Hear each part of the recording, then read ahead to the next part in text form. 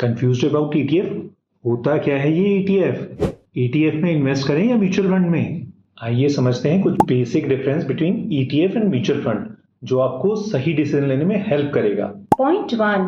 What exactly they are? ETFs are mostly passive funds और ये index funds की copy होते हैं जो शेयर बाजार में एक स्टॉक की तरह खरीदे बेचे जा सकते हैं। म्यूचुअल फंड्स एक्टिव या पैसिव हो सकते हैं और इन्हें फंड्स हाउस से एक स्पेसिफिक एनएवी पर खरीदा या बेचा जाता है। Second point, price. ईटीएफ की कीमत दिन भर में शेयर बाजार में चेंज होती रहती है, जैसे कि स्टॉक्स की।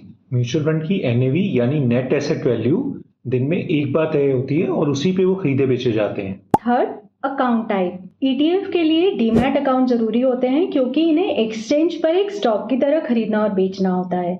म्यूचुअल फंड्स डीमैट और नॉन डीमैट दोनों अकाउंट से ऑपरेट हो सकते हैं। Non demat based mutual fund भी पूरी तरह ऑनलाइन ऑपरेट किए जा सकते हैं। Fourth, expense. ईटीएफ का एक्सपेंस कॉस्ट यूजुअली कम होता है क्योंकि ये पैसिवली मैनेज होते हैं। म्यूचुअल फंड में एक्सपेंस रेशियो थोड़ा ज्यादा हो सकता है, स्पेशली एक्टिवली मैनेज फंड में। Fifth point, liquidity.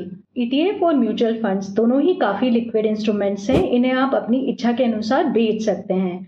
The only thing is ETF को आप सिर्फ और सिर्फ मार्केट आवर्स में बेच सकते हैं। Sixth, minimum investment. ईटीएफ में एक यूनिट यानी एक शेयर जैसा भी निवेश किया जा सकता है। म्यूचुअल फंड में आप सिप और लमसम दोनों ही तरीके से अपना इन्वेस्टमेंट कर सकते हैं।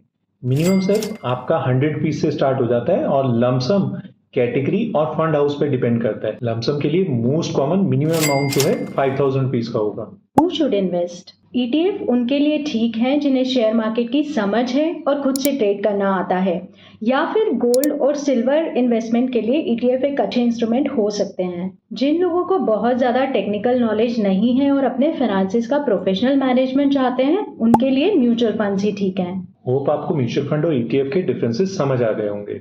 आपकी एज, आपकी फाइनेंशियल सिचुएशन, आपकी करंट पोर्टफोलियो नीड्स और आपके रिस्क एपेटाइट को ध्यान में रखते हुए आप ये डिसाइड कर सकते हैं कि आप ईटीएफ लेना चाहते हैं या फिर म्यूचुअल फंड्स, और बेस्ट होगा कि आप अपने फाइनेंशियल एडवाइजर की सलाह ले लें। म्यूचुअल फंड जहां आराम चाहता है, वहीं पर ईटीएफ थोड़ा ज्ञान और ध्यान। ज्ञान जरूरी है और सही सलाह भी।